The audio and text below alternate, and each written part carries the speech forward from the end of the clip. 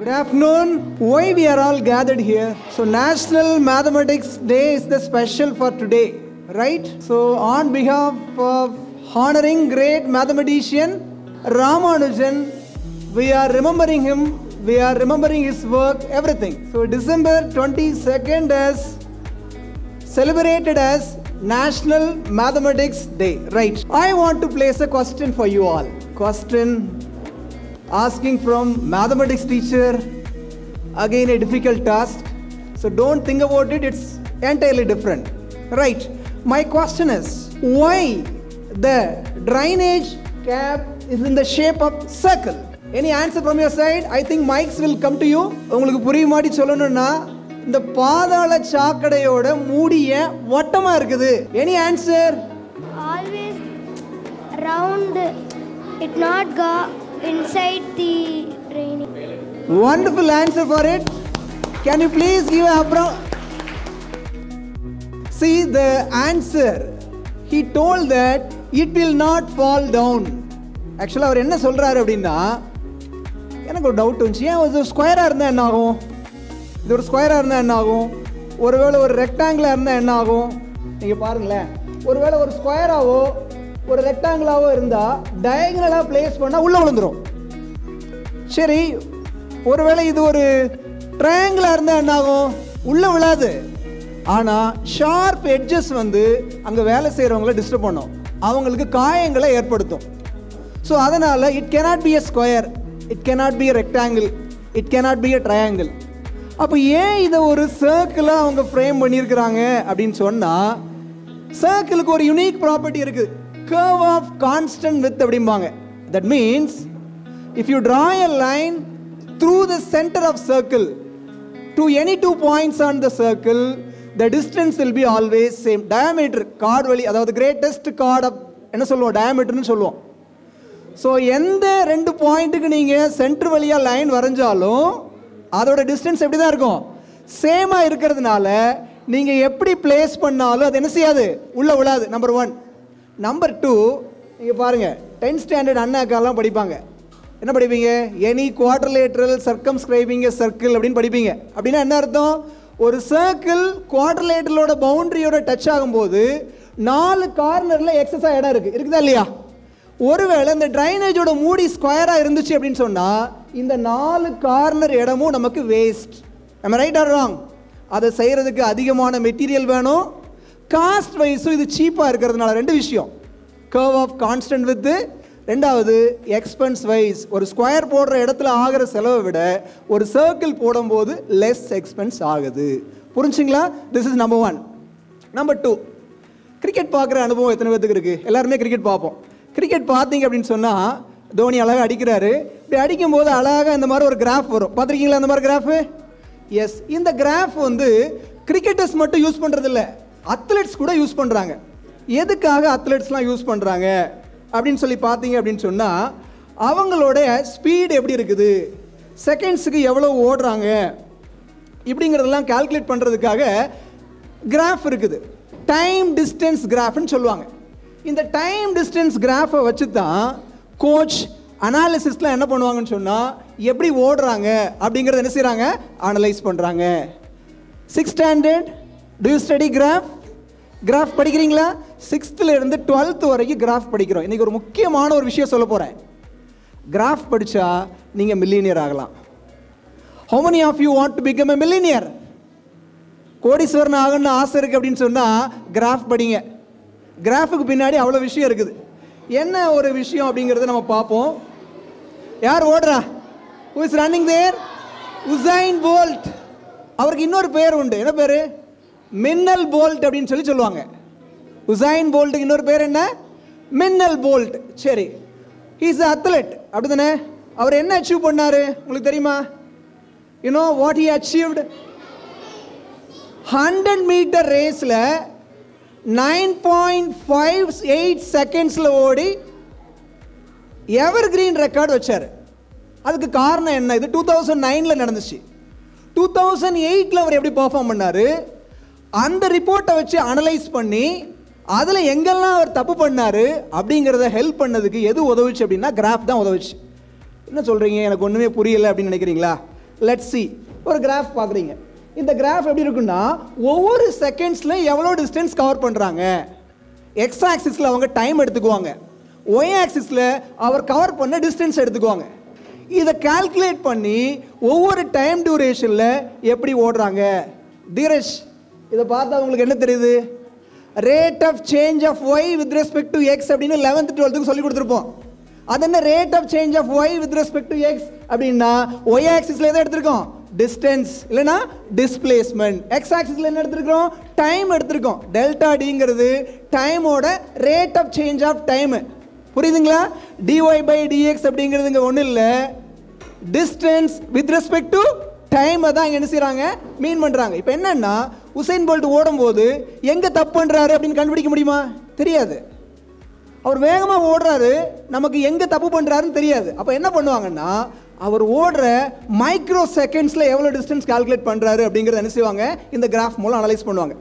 அப்படி அனலைஸ் பண்ணதில் 2008 2009 அவர் ஓடின டிஸ்டன்ஸ் அதை என்ன செஞ்சுருக்காங்க, டைம் பேஸ்டாக 2 கிராஃபாக போட்டாங்க.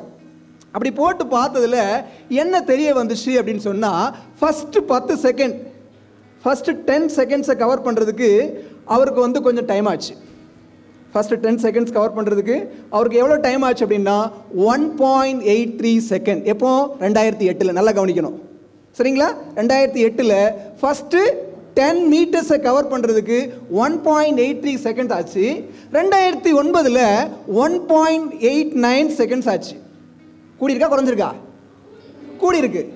இப்போ ஏன் இந்த பிரச்சனை அப்படின்னு சொன்னால் ஆக்சுவலாக அவர் ஓடின கிராஃபை நீங்கள் பார்த்தீங்க அப்படின்னு சொன்னால் ஒரு விஷயம் தெரிய வரும். இதுதான் 2008 அவர் ஓடின ரேஸோட கிராஃப். இதுக்கு பாயிண்ட்ஸ் பிளாட் பண்ணால் இனிஷியலாக பார்த்தீங்கன்னா ஸ்ட்ரைட் லைனாக இருக்கா, கர்வாக இருக்கா? ஏன் கர்வாக இருக்குது? இனிஷியலாக ஓடும்போது பிக்கப் கிடைக்காது, ஆக்சலரேஷன் கொஞ்சம் பெண்ட் ஆகும். இவர் என்ன பண்ணார்னா ஃபஸ்ட்டு 10 செகண்ட்ஸில் கம்மியாக தான் ஓடினார். அதுக்கப்புறம் 30 செகண்ட்ஸ்க்கு அப்படி இருந்த அப்புறம் தான் அவரோட பர்ஃபார்மன்ஸ் அதிகமாக இருந்துச்சு. இப்போ இவங்க என்ன கால்குலேட் பண்ணாங்கன்னா ஒரு குறிப்பிட்ட டைம் எடுத்துக்கிட்டாங்க. இந்த டைமில் வேறு வேறு இன்டர்வலில் அவர் எவ்வளோ டிஸ்டன்ஸை கால்குலேட் பண்ணியிருக்காருன்னு பார்த்தாங்க. அப்படி பார்த்தா எல்லாமே ஈக்குவலாக இல்லை. அவங்களுக்கு ஒரு ஷாக்காக இருந்துச்சு. For example 0.5 milli seconds calculate பண்ணுறாங்க அப்படின்னா டிஃப்ரெண்ட் இன்டர்வல்ஸ்லையும் அவர் ஒரே டிஸ்டன்ஸ் தான் கவர் பண்ணியிருக்கணும். ஆனால் வேறு வேறு வேரியேஷன் இருந்ததுனால அதெல்லாம் அனலைஸ் பண்ணாங்க. அதெல்லாம் அனலைஸ் பண்ணி பார்த்தா அதில் ஒரு சில விஷயங்களை கண்டுபிடிச்சாங்க. அதுக்கான ட்ரைனிங்ஸ் என்ன செய்ய ஆரம்பித்தாங்க, கொடுக்க ஆரம்பித்தாங்க. இப்போது 30 மீட்டர்ஸ் அவர் எவ்வளோ தூரத்தில் கவர் பண்ணார் அப்படின்னு சொன்னால் 3.78 செகண்ட்ஸில் கவர் பண்ணார். நல்லா பாருங்கள், 2008 2009 10 மீட்டர் டிஸ்டன்ஸில் டைம் வேரியேஷன் இருந்துச்சு. ஆனால் 30 மீட்டர் கவர் பண்ணும்போது டைம் வேரியேஷன் இல்லை. ரெண்டையுமே ஒரே டைமில் தான் முடித்தார். இன்னொரு முக்கியமான விஷயம் என்ன அப்படின்னு சொல்லி பார்த்தீங்க அப்படின்னு சொன்னால் 2008 ரேஸ் நீங்கள் பார்த்தீங்கன்னா 30லேருந்து 80 மீட்டர் ஓடி முடிக்க 7.96 செகண்ட்ஸ் ஆச்சு. 80லேருந்து 100 மீட்டர் ஓடி முடிக்க 9.69 செகண்ட்ஸ் ஆச்சு. இதுதான் 2008 டேட்டா. இதெல்லாம் அனலைஸ் பண்ணி பார்த்துட்டு அங்கே ஒரு காரியம் உசைன் போல்ட் தப்பு பண்ணார். என்ன தப்பு பண்ணார் அப்படின்னு சொன்னால் இந்த வீடியோ பார்த்தீங்கன்னா உங்களுக்கே புரியும். அவர் அச்சீவ் பண்ணி ஓடுறாரு. ஓடிட்டு இருக்கும்போது கடைசி ஃபைனல்ஸ் நெருங்கும் போது நான் தான் ஜெயிக்க போகிறேன் அப்படிங்கிற ஒரு இதில் அப்படியே அவர் என்ன பண்ணுவார் அப்படின்னு சொன்னால் ரொம்ப ரிலாக்ஸ்டாக ஓட ஆரம்பிப்பார். அப்போ இதெல்லாம் அனலைஸ் பண்ண கோச்சஸ் சொன்னாங்களாம், உங்களுக்கு ட்ரைனிங் தேவைப்படுது, நீங்கள் என்டியூரன்ஸ் ட்ரைனிங் எடுக்கணும். அதாவது ரொம்ப தூரம் ஓடும்போது டார்கெட் நெருங்கும் போது அவங்களுக்கு டயர்ட் ஆகுது. ஸோ அதை அச்சீவ் பண்ணுறதுக்காக என்டியூரன்ஸ் ட்ரைனிங் அவங்களுக்கு கொடுத்தாங்களாம். ஸோ என்டியூரன்ஸ் ட்ரைனிங் கொடுத்தாங்க. இதெல்லாம் அவர் ஒர்க் அவுட் பண்ணி கிராஃப் மூலமாக கண்டுபிடிச்சார். கண்டுபிடிச்சதுக்கு அப்புறம் இதெல்லாம் அப்ளை பண்ணதுனால தான் 2009 9.58 செகண்ட்ஸில் முடித்து கின்னஸ் ரெக்கார்டு வச்சார். 2008 எவ்வளோ முடித்தார்? 9.69 முடித்தார். 2009 9.58 அவர் என்ன செஞ்சுட்டாரு, இதை அச்சீவ் பண்ணி முடிச்சிட்டாரு. அப்படிங்கிறத நம்ம என்ன செய்யலாம் பார்க்கலாம். இதுதான் கின்னஸ் ரெக்கார்ட் அவர் பண்ணது 2009. இப்போ இதில் இன்னொரு விஷயம் என்ன பண்ணுவாங்க அப்படின்னா உசைன் போல்ட்டோட கிராஃப் மட்டும் பார்க்க மாட்டாங்க, டைம் டிஸ்டன்ஸ், அவர் கூட யாரெல்லாம் காம்படிட்டர் ஓடுறாங்க அப்படிங்கிற அவங்களோட கிராஃப்ஸையும் பார்ப்பாங்க. அவங்க அதிகமாக எந்த டைம் இன்டர்வலில் ஓடுறாங்க, அதுக்கு என்னென்ன ட்ரைனிங் எடுக்கிறாங்க அப்படிங்கிறதெல்லாம் கன்சிடர் பண்ணி அவங்கள விட அதிகமான டிஸ்டன்ஸை கம்மியான டைமில் எப்படி கவர் பண்ணுறது அப்படிங்கிறதுக்கு என்ன செய்வாங்களாம், இவருக்கு ஐடியாஸ் கொடுப்பாங்களாம். ஸோ இப்படி தான் உசைன் போல்ட் 2009 கின்னஸ் ரெக்கார்ட் வைக்கிறதுக்கு மேத்தமேட்டிக்ஸில் நம்ம படிக்கிற கிராஃப் சிஸ்டம் அவருக்கு ரொம்ப என்ன செஞ்சது, ஹெல்ப்ஃபுல்லாக இருந்துச்சு அப்படிங்கிறத நம்ம என்ன செய்யலாம், பார்க்கலாம். சரி, நான் ஒரு விஷயம் இடையில சொன்னேன். என்ன சொன்னேன்? ஒவ்வொரு மைக்ரோ செகண்ட்ஸும் கால்குலேட் பண்ணுவாங்க எங்கே லேக் ஆகுறாரு அப்படின்னு சொல்லிட்டு. ஃபார் எக்ஸாம்பிள், ஒருவேளை ஸ்டார்டிங்கில் பிக்கப் பண்ணுறது டிலே ஆகுதுன்னு வச்சுக்கோங்க. அப்போ என்ன ட்ரைனிங் கொடுப்பாங்க அப்படின்னு சொன்னால், ஆக்சலரேஷனை இன்க்ரீஸ் பண்ணுறதுக்கான ப்ராக்டிஸ் இருக்கும். எப்படி வந்து ஸ்டார்டிங்கில் இங்கே பாருங்கள், ஸ்டார்டிங்கில் ஒரு பையன் தான் ஓடுறாரு, டைம் தாண்ட 30 செகண்ட்ஸ்க்கு அப்புறம் தான் இதுதான் வந்து ஆக்சலரேஷனை இன்க்ரீஸ் பண்ணுறதுக்கான ட்ரைனிங். இனிஷியலாக பிக்கப் பண்ண முடியல. ஒருவேளை கடைசி 10 மீட்டர் கவர் பண்ணுறதுக்கு அதிகமான டைம் எடுக்கிறாருன்னு வச்சுக்கோங்க. லாஸ்ட்டு 10 மீட்டர்ஸை கவர் பண்ணுறதுக்கு ஒருவேளை ஓடி டயர்ட் ஆகிட்டாரு, லாஸ்ட் 10 மீட்டரை கவர் பண்ணுறதுக்கு டைம் அதிகமாக இருந்துச்சு அப்படின்னு சொன்னால், அப்போ என்ன பண்ணுவாங்கன்னா என்டியூரன்ஸையும் ஸ்டாமினாவையும் இன்க்ரீஸ் பண்ணுறதுக்கான ட்ரைனிங்ஸ் என்ன செய்வாங்க, கோச்சஸ் கொடுப்பாங்க. இந்த மாதிரி யுக்திகளை கை கொண்டு தான் உசைன் போல்ட் என்ன பண்ணார், அச்சீவ் பண்ணாருன்னு பார்க்குறோம். சரி, இன்னொரு முக்கியமான விஷயம், ஸ்போர்ட்ஸ் நிறைய பிடி டீச்சர்ஸ் இருக்கிறாங்க. ஹைட்டாக இருக்கிறவங்க நல்லா ஓடுவாங்க அப்படின்னு ஒரு காரியம் சொல்கிறாங்க. Prabhu sir, is it true or false? ஹைட்டாக இருக்கிறவங்க வேகமாக ஓட முடியும் அப்படின்னு சொல்கிறாங்க. இது ட்ரூ ஆர் ஃபால்ஸா பிரபு சார்?